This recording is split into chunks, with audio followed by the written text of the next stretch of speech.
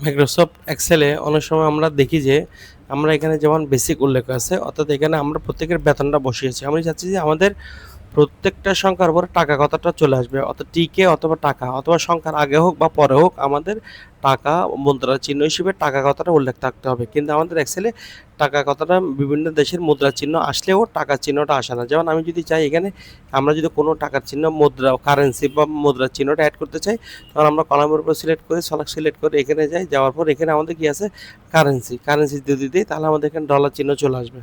ঠিক আছে, কিন্তু আমি এখানে ডলার চিহ্ন সেট করতে চাই না, আমি চাই এখানে টাকা চিহ্ন সেট করতে।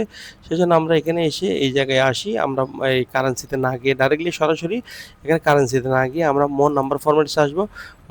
মোর নাম্বার ফরম্যাটে এসে কারেন্সিতে যাব। কারেন্সিতে যাওয়ার পর এখানে কারেন্সি সিম্বল হিসেবে এখানে আমরা দেখবো, আসলে খুঁজে দেখবো এখানে কোথাও বাংলাদেশি টাকার চিহ্ন আসে কিনা। তুমি এখানে কোথাও কিন্তু বাংলাদেশি টাকার চিহ্নটা পাবে না, তুমি শত চেষ্টা করলে এখানে বাংলাদেশি কোনো টাকার চিহ্ন এখানে নাই। আমরা যদি দেখিও বাংলাদেশি বা বিডি চিহ্ন, বিডি বা বাংলাদেশ চিহ্ন নাই, তখন আমাদের যদি এই কাজটা করতে হয় তখন আমরা একটু ইয়া থেকে করে নিয়ে আসতে হবে।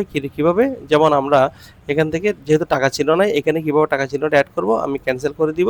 ক্যান্সেল করে দিয়ে আমি একটু মিনিমাইজ করব। মিনিমাইজ করে আমরা কন্ট্রোল প্যানেলে যাব, আমাদের কম্পিউটারে কন্ট্রোল প্যানেলে আমরা ডাবল ক্লিক করব। ডাবল ক্লিক করার পর কন্ট্রোল প্যানেলে গিয়ে এখানে একটা রিজিয়ন একটা শব্দ আছে, রিজিয়নে যাব।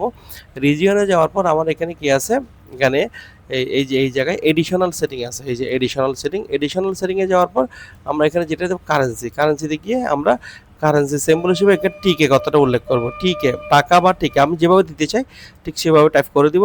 টিকে দিলে টিকে আসবে, টাকা দিলে টাকা আসবে। এখন টিকে কথাটা কি সংখ্যার আগে আসবে না পরে আসবে? এখানে যদি আমি দিই তাহলে এটা সংখ্যার আগে আসবে, আর যদি এটা দিই তাহলে আমরা যদি এখানে ক্লিক করে যদি আমরা যদি এটা দিই তাহলে আমাদের সংখ্যার পরে আসবে। ঠিক আছে, জাস্ট আমরা এইভাবে সিলেক্ট করলাম, সিলেক্ট করে আমরা এখানে ওকে দিলাম, অ্যাপ্লাই দিলাম এবং ওকে দিলাম।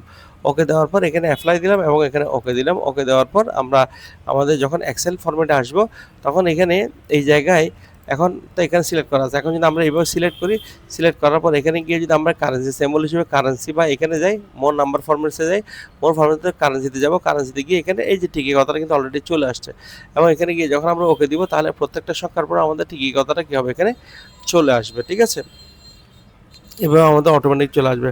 আর যদি আমরা এইটা যদি মানে এভাবে এখন যদি কোনো সংখ্যা লিখি বা এখানে আমরা এখানে কলাম সেট করলাম, কলাম সেট করে এখানে কারেন্সিটা সেট করে দিলাম। এই যে কারেন্সি সেট করে দেওয়ার পর আমাদের আর কিছু করতে হবে না, আমরা এখানে শুধু সংখ্যা লিখলে হয়ে যাবে, টাকা কথাটা চলে আসবে, এবার শুধু লিখলে হবে।